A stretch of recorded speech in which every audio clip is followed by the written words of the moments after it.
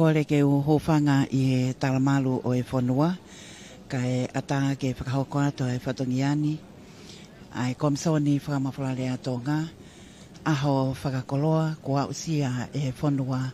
Ai ki whanua ko Tonga. Ka koe piliote i he whoto ki mamani. Ka koe pule anga whakatui. Pea koe ahoni o kua usia ai ono ko fulumani matau. A ene a fio ai tamatui o Tonga. Ai tama ko Tupou no. Iai foki ai lavei. Koe ampastoa whafofonga tongani ki he kautaha ngai pule anga whatataha. A teni seniale.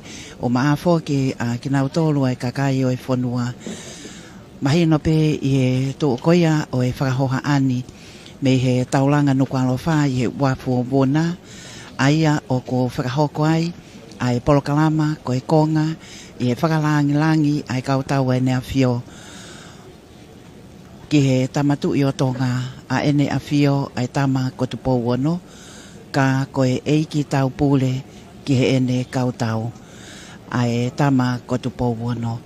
Aia koe whakalangi o e ahoni o amanaki ke ne haa elea.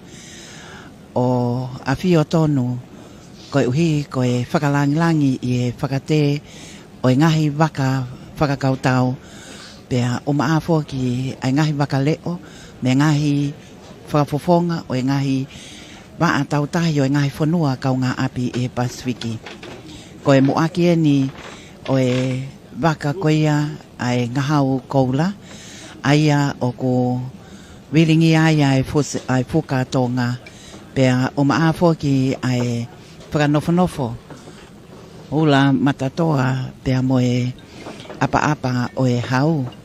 Ke whakaha ai whakalangi mo whakangei i he taim tatau pe ko e wakai koia ki he te niti ko o si me ai hau eiki no pele a ene a fio eik palemi a Tonga mo he oik minista o e kapneti mo e kau whakawhe hono kotoa pe o ko iai fōki ai ngahi fuka o e ngahi whanua kehe o kwhai ai whengawe aki pea mo e whanua ko Tonga pea ko e ahoni o ko hokosia ai ono ngo fulumani matao fia ka koha fia hakai langi tau o ikai ke ngata pe i e whare o Tupou i e tāpua ki whakalotolangi ko whakainasia ki ai whare hau o e whanua ka o ko pehefo ki ai tai mari ai kakai o e whanua pea o maa ai pule anga mo e siasi o ko lava ke whakahoko he whatongia kakato koe ni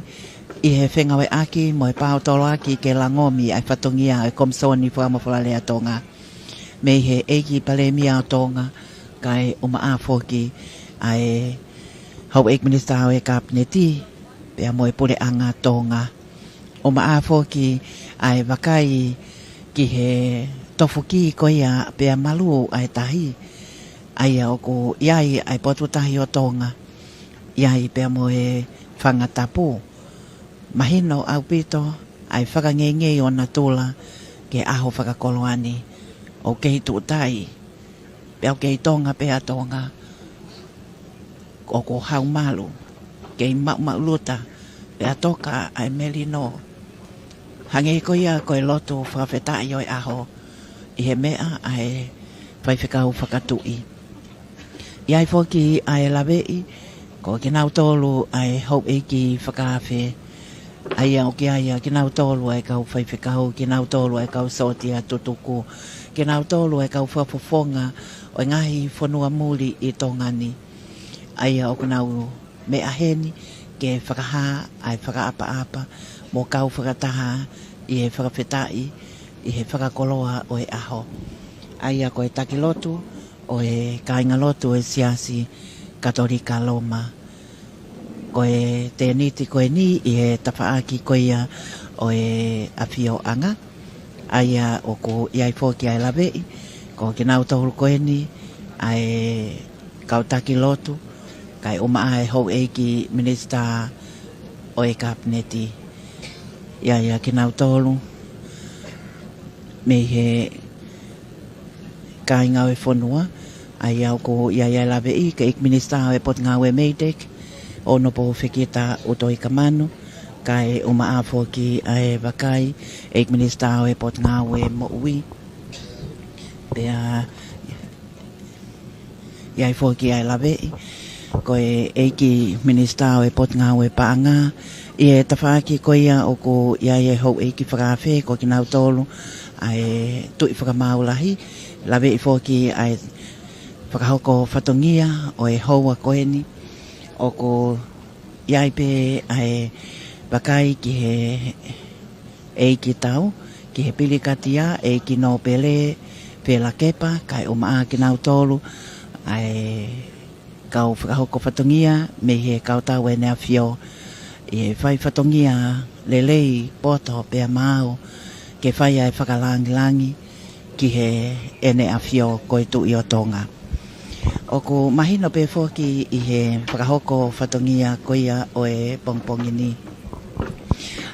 Ka pau pe ke mea kia hou eiki o ki ai ongo o ko hange ko ia ha mapo pea ko ongo ko ia o mai me nau ai o ko ui pe ia ko navy pipe ko nau ko ni o ko ne tuku mai nga ongo o whakatatau ke whakailongai ai ha ele mai ai tu i o Tonga a ene a whio ko eiki tau pule i he ene tu ota ki he Wharf Vuna pea e whakahoko me iai ai ongo koe ni o e navy pipe pea e ha ele vaia ki loto ki he ngahau koula ai o ko iai foki a ki nau tolu te nau whakawhiao ki he ene a whio pea kamata le vai ai whakalangi koe ni o e whakate waka whakakautau pe koe manua o kai uma a foki ai ngahi waka leo i he lave i he tuonga koia o ki ai historia ko toko au mai na e fofoa i pea kamata e whakaukau ki he waa o e tautahi me tautahi wa fitua i he iai a Lupe TV ai o ko mahino pe ai konga o e kautau uta na nau whakahoko whatongia ki he waa o e tautahi e tahi wa fitua kaua tongania i he whanua whanua i e Pasifiki ke iai hono waa whakatautahi. Pea toko au mai lewa o iai a hono ngahi tala whatongia i he nau whakahoko whatongia koeni i he peisi i Tauliki. I he ngahau koula pea hoko mai ai ke ngahi waka leo pea hoko mai ai ke ngahi waka o ene awhio ai au whakanau ia ki he voea o iai lewa ai ngai waka voea ki moini mai. O ku iai foki ai lawei koe ni hieni o ngai waka ka pau pe o ku mo mea ki ai hou e ki mo kai ngai whanua i he kongatahi koe ni i mo a i he Tongatapu ai e o ku nau li taula me iai ke whai ai ha elea to ene a whio o ahi ai ngahi waka koe ni o ko mahino pe iai ai ngahi whakaapa moi whakangengei whakakautau pea i he time tatau pe o ki ai lawe i he tuunga koe ni o ku iai ai whanua i tongani o ko kei toka pe ai merino koe whotunga ni o Tongatapu pea moe aho whakakoloani iai foki ai lawe i ki nau tolu o ki ai amelali koe ngahi i time tatau pe o ko malui pea o ko iai lewa pea moe ngāwe ki hono whakatoronga o i he ngahi kupu whekau aki ia ka koe te whitoi whatongia i he time ko hoko ai a ngahi whakatamaki i he potu tahi pea ko whie mau ha tokoni whengawe aki pea moe potu ngāwe polisi pea whai lewa ai tokoni ba ofi ai mahino ai o wau whakakoloa koeni o ko teu ki ai he ngahi aho ko situa ki ai pea mohono tari a ki nau tolu ai kau wholau me i toa pureanga o ko iai foki ai amanaki i he tau polokalama whakamawhola lea hanga tonu koia o e pongpongini tatau pe i he televisione Tonga kai uma foki i he radio Tonga pea o ko fia ke tari ki nau tolu koeni me he ngahi whanua tua pule anga mama o atu whakafou i e tau live stream Tonga Broadcasting live streaming. Ai au ko iai ai pia ke tari lelei ai Tonga hono kotoa pe. I he pule koia o e ngahi waa ke o e tau tahi. Pea pehe foki ke tau uta ke ka ate whakalangilangi ko e waa ngāue ki he polokalamako ai whakalakalaka i he whakahoko whatongia ai kautau e neafio o ku mahino au pito ai iai ai ngahi waa pa mohono tefto i whatongia. Kau ngā whakahoko whatongia i he pongpongini ko anasiu whare ka ono vi. Aia ko osi i he ngahau koulaia e hoko atuai a ene whakahoko whatongia. Aia ko iai fōki ai lawe i haua koe ni mai no pe ai ngahi waka ko amanaki ke kau koia i he whakate baka whakakautau o e pongpongini ko e whakalanglangi ki hene awhio ko Papua New Guinea ko Nuku'alofa o motu kuki iai waka e ua me Siaina iai waka me Australia ko Samoa Solomone ko Kiribati ko Britania kai umafua ki a Falanse Siapani Nuku'alofa pe mo Amerika ko e ngahi waka ia mahino e wā whengau e aki taimini whakahoko foki ai angi ke pai ai whakaapa mau inga au pito ai wakai koeni ke ngahi tu unga o e whakangei ki nau tolu o ki ai honau ngahi lakanga mā o lunga ai o ku ia e amelari me siaina ko waka siaina ko waka tokoni ko hui ko e ngahi nau koe ke ngau ake ngai bakale o ngai punua kau ngā api hange koe lolo koe mea tokoni koe ngai mea nau pehe ia rewa moe waka whakakau tau ai au ko kau ia i he whakalanglangi he waka whakate o e pongpongi koe ni koe whotunga eni o e Wharf Vuna pea moe whatongia hau whakahoko me Nuku'alofa ki wange koe ia ne ulawe ki ai ko Honorable Judith and Collins ko KC Aid Minister Malui ai pule anga Nuku'alofa ko e bilingia ai puka whakatu i he o wau o e pongpongini.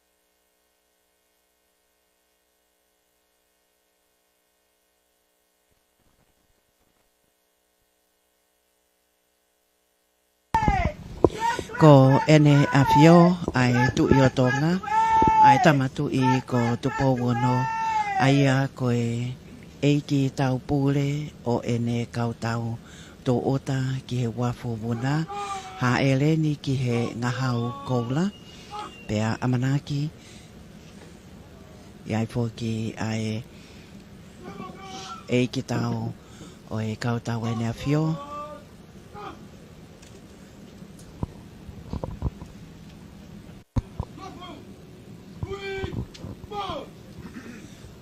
aia koe whakalanglangi kua whakakakato me he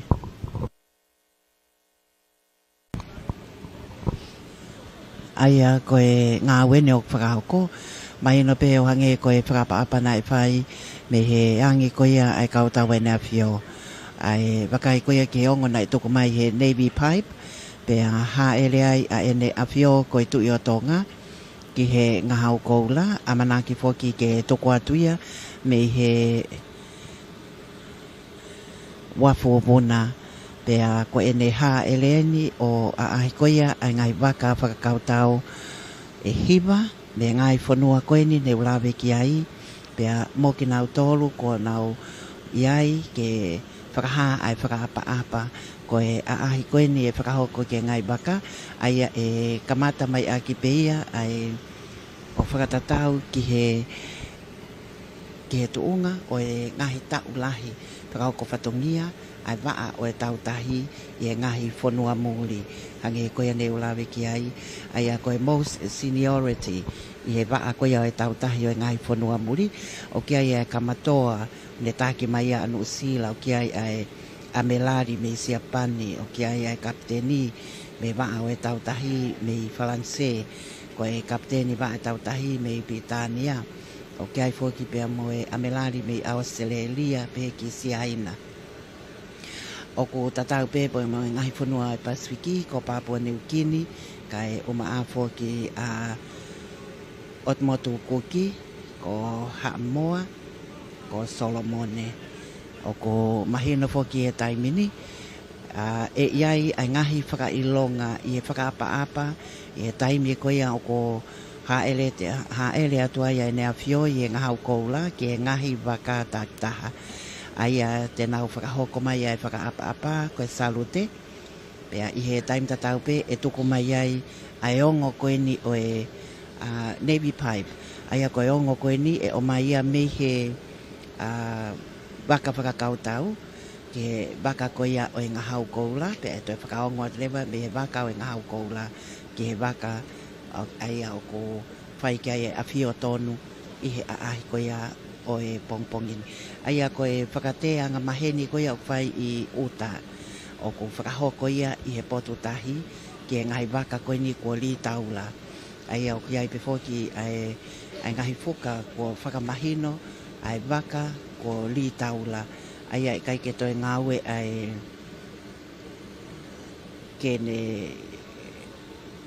ke ata lelei kai lava ke fusi koe ia ngai buka whakalanu i he waka whakakautau.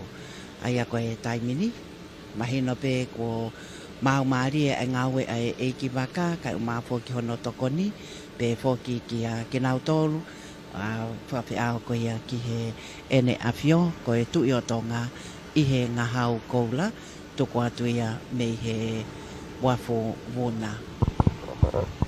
O ko mahino pe fōki i he taimini, ai mawahe ato me he taulanga o e wafu Vuna, ai baka koe ia koe voea ngahau koula.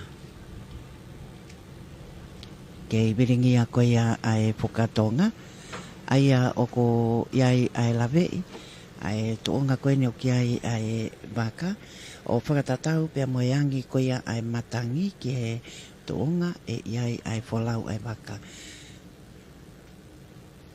Whakawhainga maalie, ai pongpongi whakakoloa koe ni, lava ke tuku atu me he wafu Vuna.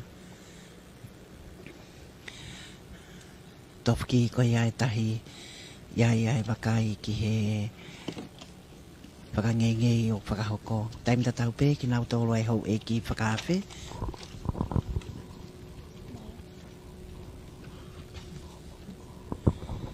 Ki he pongpongi o ahoni, koe ngahau. Tapu ki he hau e whanua, King, Tupou ono. Tapu ki a hou eki, Mohamata apure.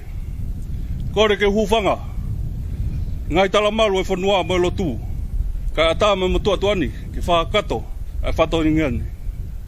Whamoremore atu, ko ngai ake a rea whapaparangi, ko hi, koe tau kāinga me muri. I acknowledge the presence of the Almighty God in our midst. I wish to acknowledge the members of the royal family. I acknowledge the Honourable Prime Minister and members of the Cabinet. Members of the nobilities, Your Excellencies, members of the diplomatic corps, members of the clergy, foreign military dignitaries, distinguished ladies and gentlemen, malo e lau maarie, malo e lelei. On behalf of His Majesty Armed Forces and the Tonga Royal Navy Component Commander of the Commander Daniela Tuita, I welcome you all to the Tonga Royal Navy's 50th anniversary of this Fleet Review 2024. My name is Lieutenant Paula, It is an honor and privilege to serve as your MC for this memorable occasion, especially marking His Majesty King VI's birthdays as well as commemorating the 50th anniversary of the Tonga Royal Navy. Your presence here is a testament to the significance of these two occasions and reinforces the solidarity of our long-standing friendships. This morning's programs allows us to celebrate the special ties that united us. Distinguished guests, please allow me to share the schedule of events for today. There are 6 large international naval vessels from 6 nations, along with 3 Guardian-class patrol boats from 3 Pacific Island nations. His Majesty currently embarked on the Waiangahau Paula, signified the commencement of the Naval Fleet Review. Honored guests, the Fleet Review is conducted in the following order of precedence, based on the commissioning and the service dates. The first will be HMS Tamar from the United Kingdom, representing the British Navy that it was commissioned in 1546. This will be followed by United States Coast Guard Carter Harriet Lane, representing the United States Navy that was established in 1790. The third will be Japan Maritime Self-Defense Force Frigate Noshiro, representing the peoples of Japan. It was established in 1868 and will be followed by the Royal Australian Navy, His Majesty Australian Ship Churls, representing the Australian Royal Navy that was established in 1911. The fifth ship will be His Majesty New Zealand Ship Manawanui, representing the New Zealand Navy that was established in 1941. And lastly, to be followed by the People's Liberation Army Navy Tupou 156, representing the People's Liberation Army Navy of China that was established in 1949. Following the review of the larger ships, His Majesty King Tupou VI will proceed to review the Guardian-class patrol boats, representing from Papua New Guinea Navy that was established in 1973, followed by Samoa Maritime Police that was established in 1988, and the Cook Islands in 1989. We are also grateful to have members representing the Solomon Island Police and the Kiribati Police Force. Also joining us is MV Hifofua and MV Olovaha, including MV Unga. Both are tugboats representing the Tonga Port of Authority, Tonga. Waiangahau Paula has now departed to commence the fleet review, which will begin with HMS Tamar, representing the United Kingdom. The CEO for HMS Tamar is Commander Tom Gale, representative from the United Kingdom Navy Captain Charles Maynard. Ladies and gentlemen, HMS Tamar represents the United Kingdom, stand as a testament to the long-standing naval tradition and commitment to global security shared between our two nations. His Majesty Ship Tamar P233 is a Royal Navy Batch 2 River-class offshore patrol vessel, or OPV, named after the River Tamar, which flows between Devon and Cornwall in the United Kingdom. This vessel represents modern advancements in naval capabilities designed to perform a variety of roles, including maritime security, fishery protection, counter-piracy, and humanitarian assistance. His Majesty Ship Tamar was commissioned into the Royal Navy on the 17th of December 2020. His Majesty Tamar, along with her sister ship HMS Spey, are permanently deployed to the Indo-Pacific region as part of the United Kingdom maritime contribution to peace and security across the region. She also participates in international partnerships contributing to global maritime security and cooperation.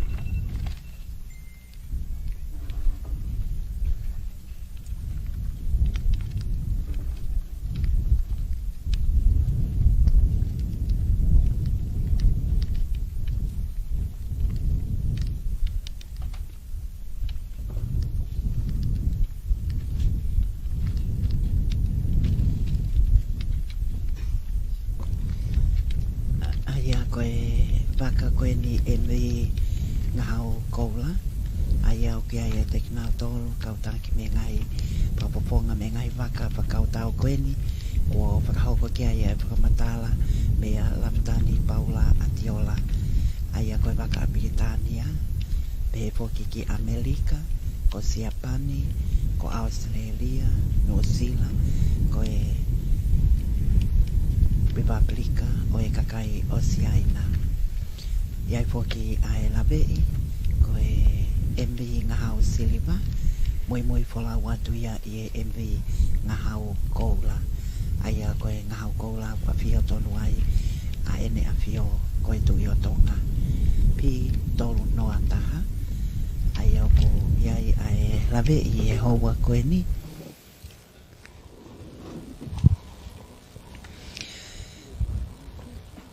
Ko whakamatala pōki ki he tuunga o e hoko hoko o e ngahi waka aia ko li taula he pototahi e whai mei ai a e wakai ki he a whio tonu a ene a whio o e ngahi whakaapa e whakahoko me he waka whakakautau taktaha i he hoa koe ni.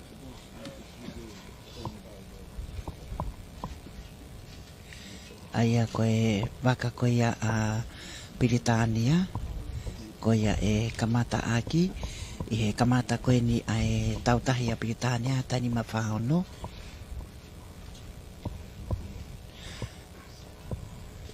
Koe waka a Britania, HMS Tama, aia koe commander ki ai ko Tom Chow.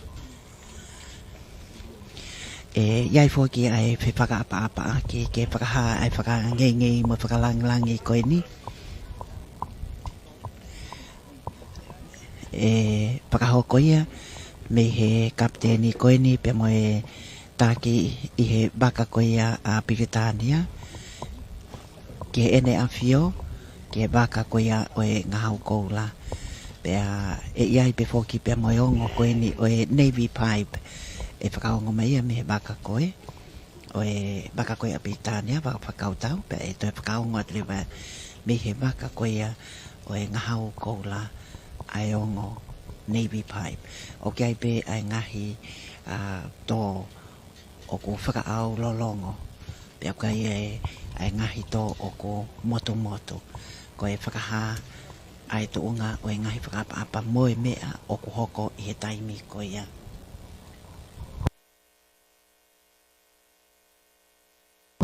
Ko ia te tau korose wahe ki a anasiu wharekao no bi ai au Tonga i he emi ngahau koula.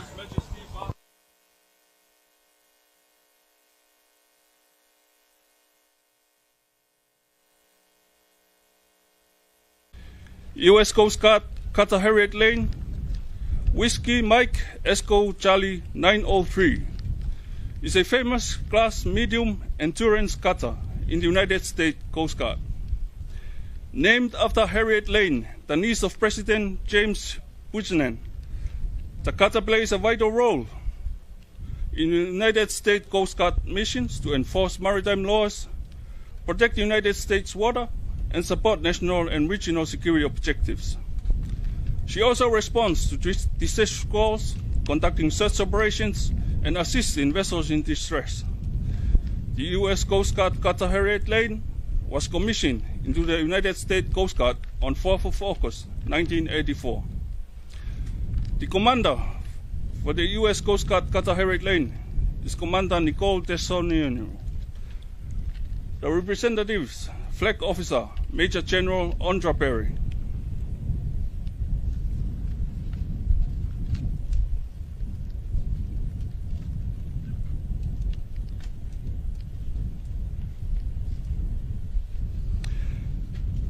Next, we have the Japan ship Noshiro. Japan ship Noshiro, hailing from Japan, reflects the spirit of international collaboration and mutual respect, essential for maintaining peace and safeguarding maritime routes. Japan ship Noshiro, Foxtrot Mike 3, is the first ship of Mogami-class frigate of the Japan Maritime Self-Defense Force.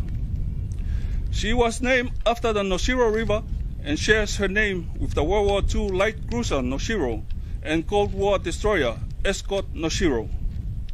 She was commissioned on the 15th of December 2022.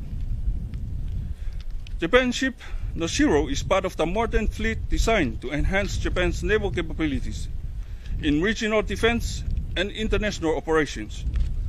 She contributes to regional stability and security of the Pacific through joint exercises and operations, including with allied navies, and is capable of supporting disaster relief and humanitarian missions as needed.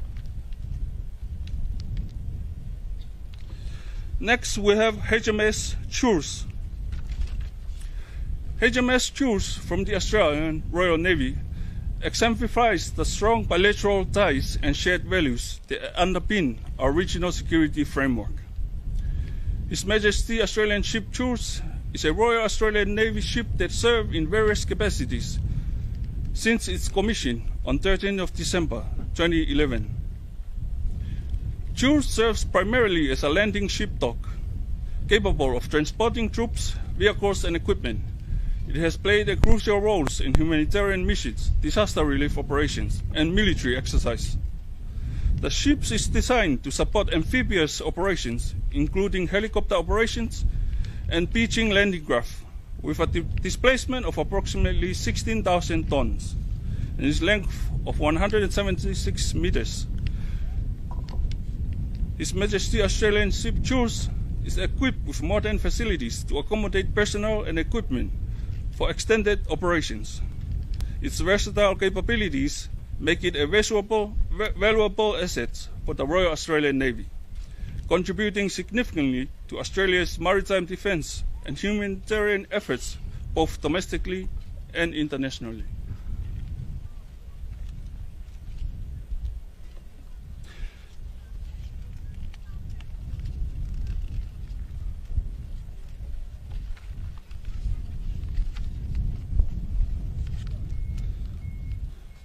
The commander for HMS Church is Commander Aaron Conway, represented by Flag Officer Rear Admiral Christopher Smith, the Fleet Commander. Next, we have His Majesty Naval Ship Manawanui. Manawanui, proudly flying the New Zealand ensign, symbolizes the spirit of camaraderie and partnership in humanitarian and peacekeeping missions, reflecting the New Zealand's commitment to the well-being of all nations. His Majesty New Zealand ship Manawanui is a multi-role offshore dive and hydrographic vessel operated by the Royal New Zealand Navy. Commissioned on 7th of June 2019, His Majesty New Zealand ship Manawanui plays a crucial role in supporting maritime operations, specializing in underwater and littoral operation. The vessel is equipped with advanced technology for hydrographic surveying, making it instrumental in mapping seabeds and supporting safe navigation in New Zealand and in the Pacific waters. With a displacement of approximately 5,700 tons, at full load and a length of 85 meters, His Majesty New Zealand ship Manawanui offers versatile capabilities, including conducting search and rescue operations and supporting naval exercises.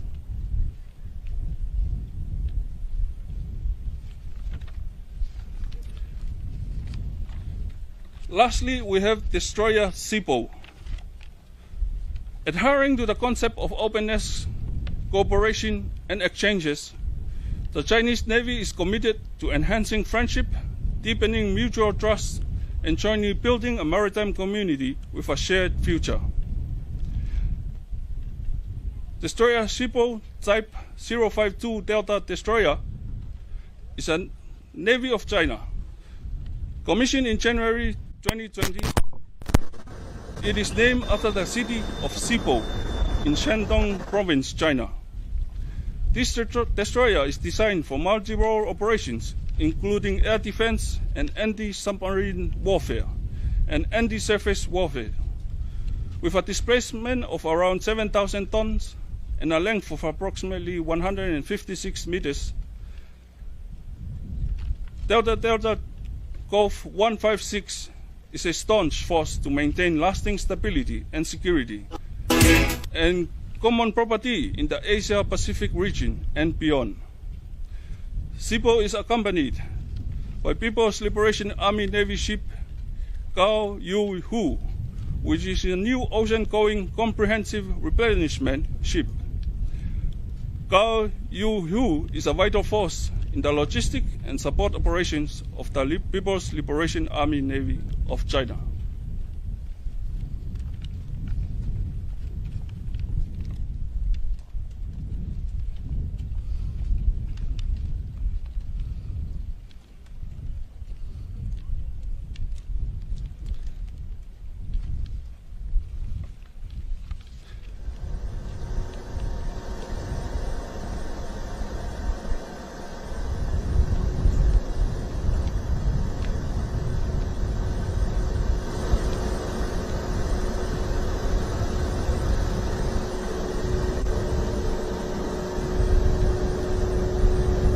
Now Paula and His Majesty are proceeding to the Guardian-class patrol boats. Representing 3 Pacific Island countries, firstly, His Majesty Papua New Guinea ship Gilbert Toropo. Its commanding officer is Lieutenant Tombi Nathan.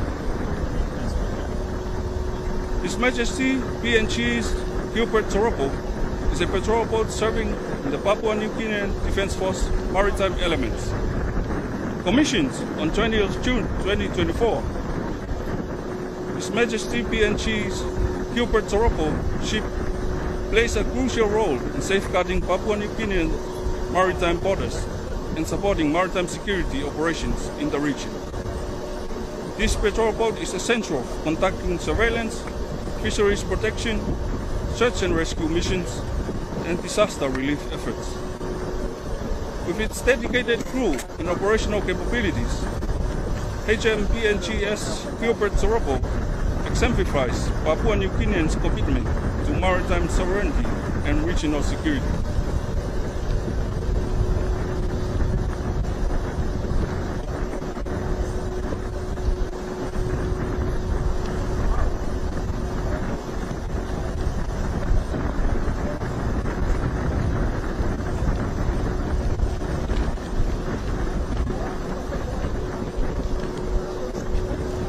As we just witnessed, it is the passing site honors.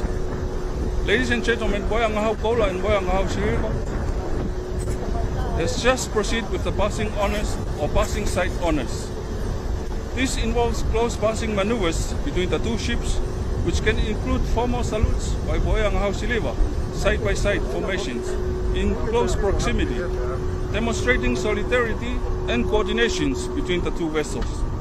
This maneuver is part of the Tongan naval tradition and protocol, emphasizing the respect for the King of Tonga, the cooperation and naval protocol between the sister ships. Boyangahau Paula and Boyangahau Shiriva are both vessels of the Royal Tongan Navy, serving as an important asset in maritime operations and national defense for the Kingdom of Tonga.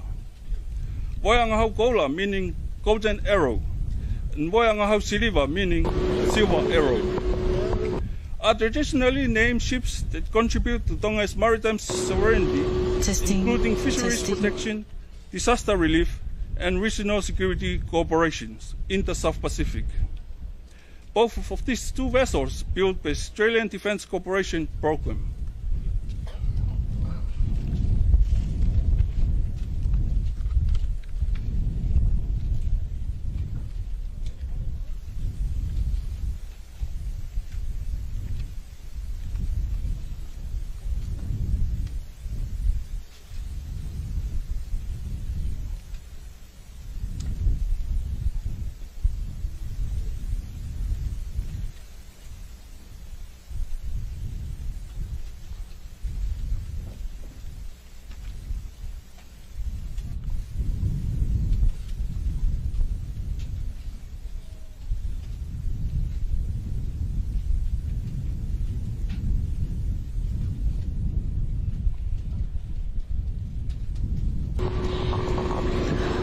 Ala pito e ola ki mata moala ko e lolotongani o ku hoko atu pe.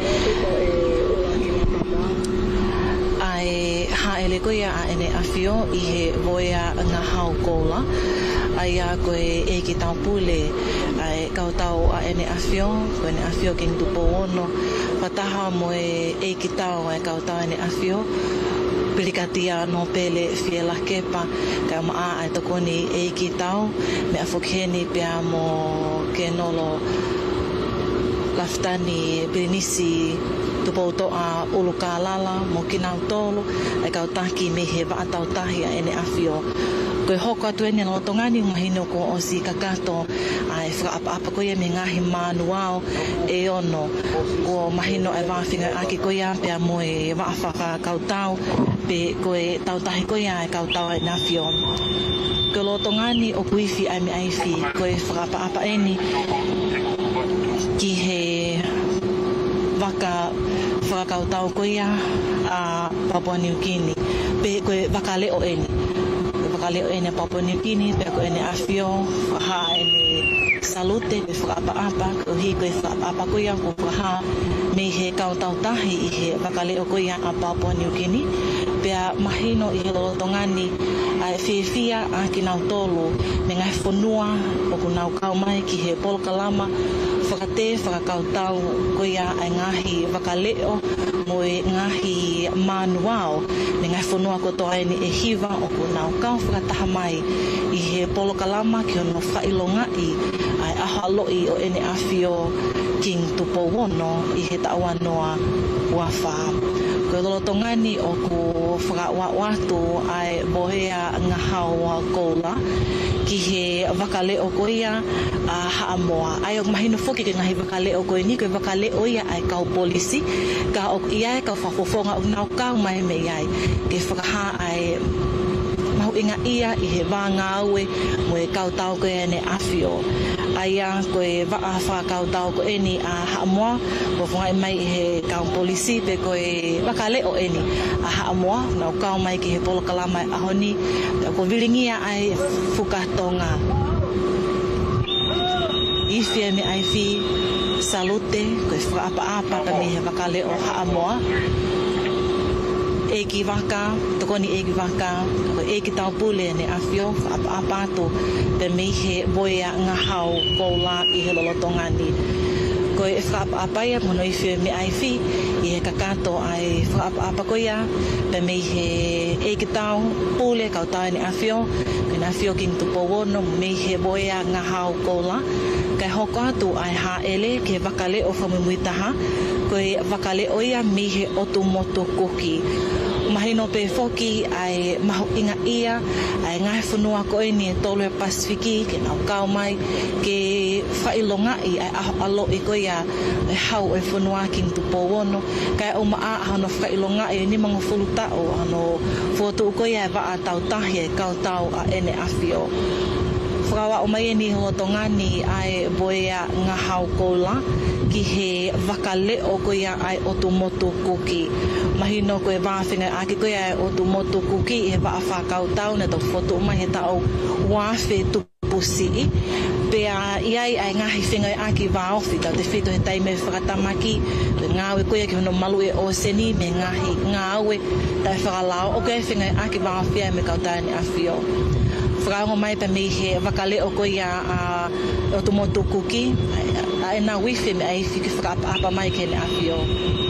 E whakahātu pa me he boia ngahau koula.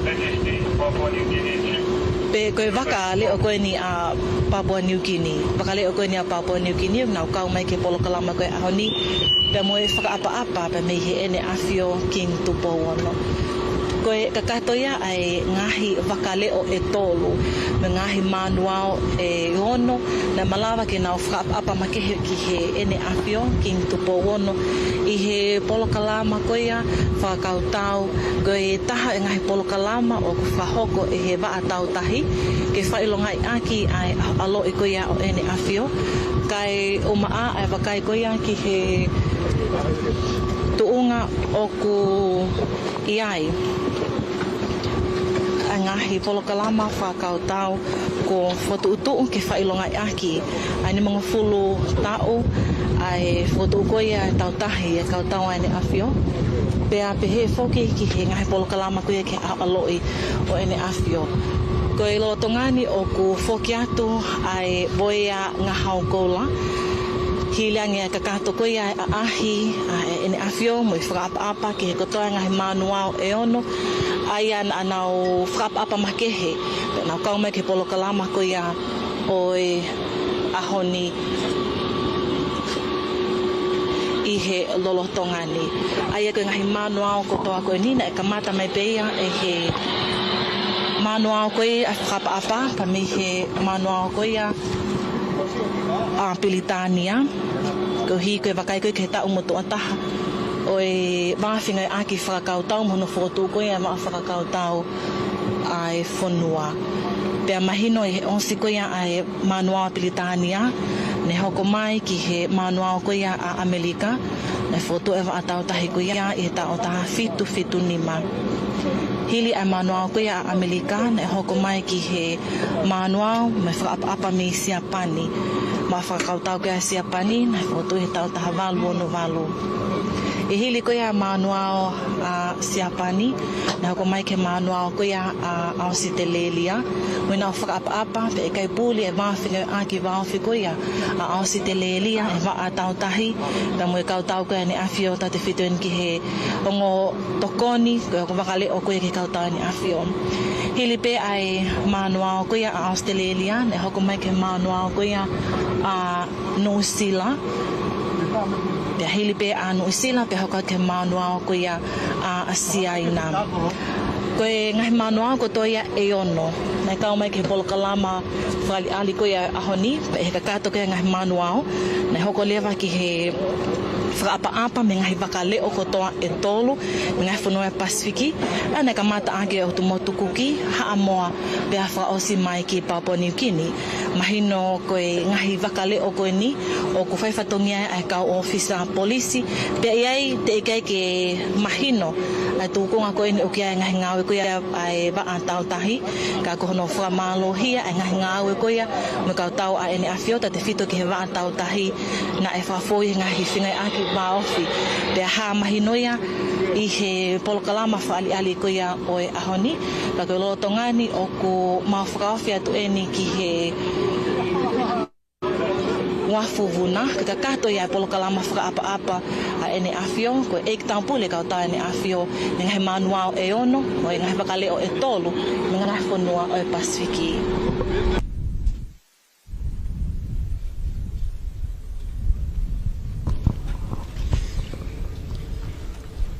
Kau ngā whakao ko whatongi ai pe i e pongpongini, i e whakamawhora rehanga tonu, televisione Tonga, kai o mawhua ki ai radio Tonga uroa ki, e whai mahi wanoa mo e Tonga broadcasting, live streaming.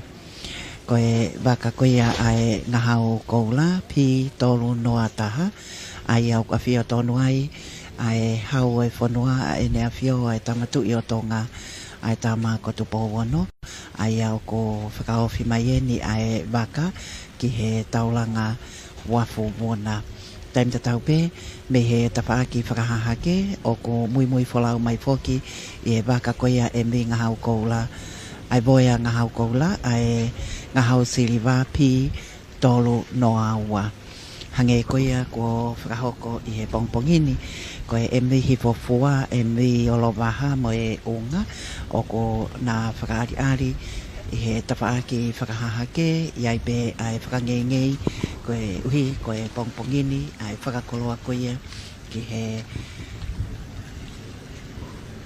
a ahi whakatui e whakate waka whakakautau whakahoko i he ahone historia me he kua hili tai wahi wango whono topo o a umai ki he tauni. O ko iai whoke ai toko au e wa au e tau tahi whakailonga i he tauni. Ni mango wholo tau ko e kafa o e whakalakalaka me he kautau e na whio ai au ko kaua tongani ngai whanua e Pasifiki i he moa ke iai hawaa whakaka tau tahi. tō ke fo ke a Hamoa ke I he malu pe whengawe aki pe amo e polisi Hamoa ai au kaya I he ngai whakapa koia he pongpongi o e ahoni ko e waa o e tautahi ia lawe I ki nau tolu o ko nau whakahoko patongia I he lolo tonga ni kau waka o ko kapteni foki me he voia ngahau koula a laftani komanta Kirioni Mafi pe a tokoni kapteni sub laftani Peromen Shankol o ko iai foki ai lawe e whakahoko ai pipe carry on e koe hui koe teu ke ha ere mai ai nea whio me he ngahau koula ki he wafo Vuna ai au ko iai ai wakai ke staff satini ke ne whakahoko ai koksoni ko e liki pāmeti ai ne kuongo he tainini ko e whakalangi whakakautao o ko whakahoko ke ene a whio ko e ki tau pule ke ene kautau o ko iai fo ke ai lawe ko e toko au mai o e waa o e tautahi pea mo e whatongia o whakahoko ko hi ko e potutahi ko ia o Tonga ko hi ko e ngai ngau e whakamalui ko hi ko e wakai ko ia ki e tawha ki ono toka ngai kina ai ngahi koloa o e whanua ka ku I he o seni ai au ki ai ai ngau e ka whakawha o ngau whakakakato mai me he tawhaki o e waa o e tautahi ko e wafo Vuna I he teu ko e ni ke whakahoko ai whakapapa ki he ha ele mai a ene a whio ko e tui o Tonga o ko iai foki ai lawe I he lolo Tonga ni ko e pule I he wa o e tautahi I he Basi Mansfield ai a ko Laftan Komanta Daniela Tuita ka ki he holomu a mai o ki ai a Komanta Lupe TV ko ene a whio ko e tui o Tonga I he taimi na ane ke moai I he waa o e tautahi ko kapteni Tony Fonokalafi ko kapteni Satisi Vunipola kapteni Sione Fifita kapteni Ulakai kai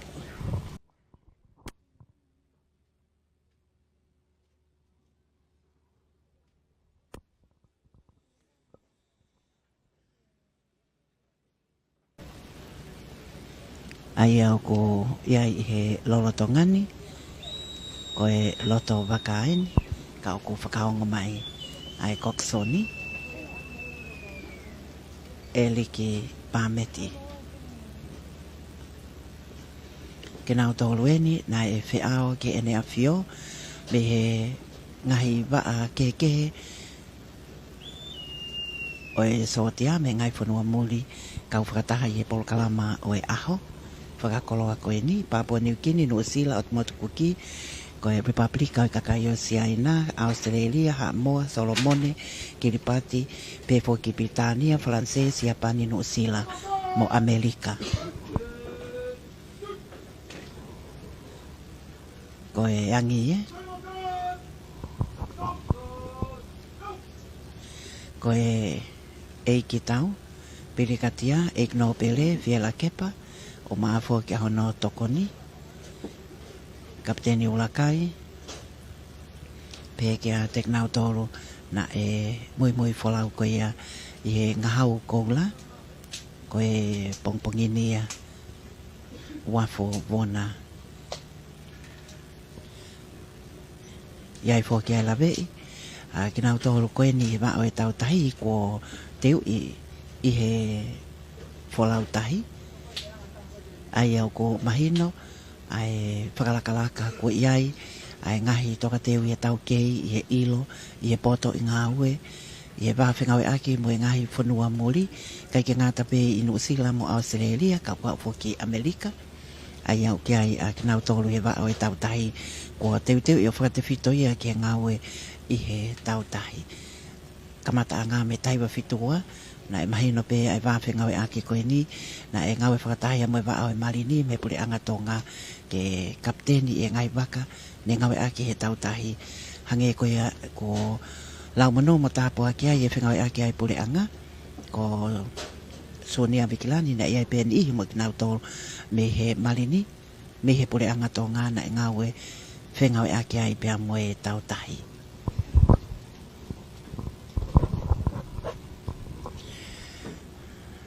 Ko e lolo Tonga ni ni me he boia ngau koula oko iai ai amanaki tau whelongo aki lele pe whai ai whakamalo ngai kupo whekau aki kotope whai ai whetake ni ma ke lango me ai whatongia ke ono whakamapolanga tonu me he leti o Tonga raki mo e ua pe ke television e Tonga ai ngahi o wau ko ia o e aho whakakoloa koeni o ko tai maari e ai whanua loto whakawhetai nai hapai ke ene awhio koe uhi koe tāpoaki whakaitaniti au si ai aho whakakoloa koeni iai fōki ai lawe I e teu koe uhi koe haereanga me he ngahau koula ki he wafu Vuna.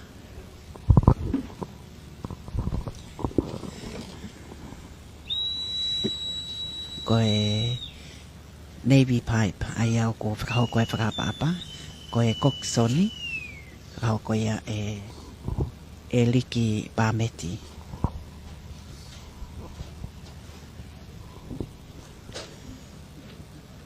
koe ha ele koe ene awhio koe tui o Tonga ha ele mai me he ngahau koula.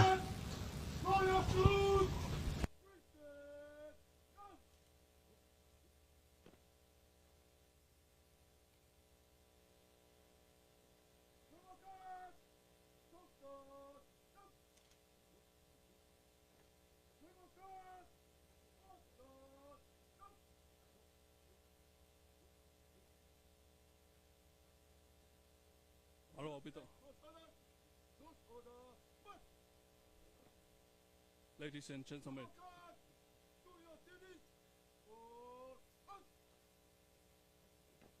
ladies and gentlemen, please be seated.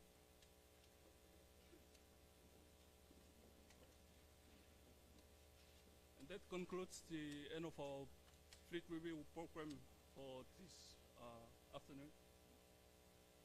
It's been an honor being our MC for today. Malo abito tuafak. Aia koe laftani Paula Atiola pia moe tataki koe ai o wau kai he taimini o ko hoko atu koe imisi ta a ene awhio pia mo kinautolu me he tautahi moe kautaki ngai whanua koe ni o kau whatahi a whakakoloani me tu apure anga moe Pasifiki. Lawe I whoki e olo ake mata a kinautolu na e ikai malava mai ke o mai ha ngahi manuao pe wakaleo hangi koe ko Falanse ko tuanga New Caledonia kana e o mai pe hona whafofonga me to opuli anga ke nau kau mai e na nau kau ke nau tolu e ni ihi na nau iloto ko ia I he boia nga hau koula mo whakaha e nau whakaapa ke ngahi waka manuao ko toa e ono ka umaya ngahi wakaleo e tolu me ngahi whanua o e Pasifiki na whai whakaapa makehe ko ia ki ene awhio pia malava ke nau whatau wholofola I pehe whainga maali ko ia ki he ene awhio ko hika ngahi ka venga I he wāwhinga I aki whakakautau ko e tuunga whamumitahia o ia I lotongani ko lawe ia tu ko ene awhio ke whatau wholofola ke aki nau tolu ko e kautaki me he waa tautahi ai ngahi whanua ko ia o ko nau kau mai ki he polokalama whaali ai ko whakate ai ngahi manuao ka maa ai ngahi wakaleo I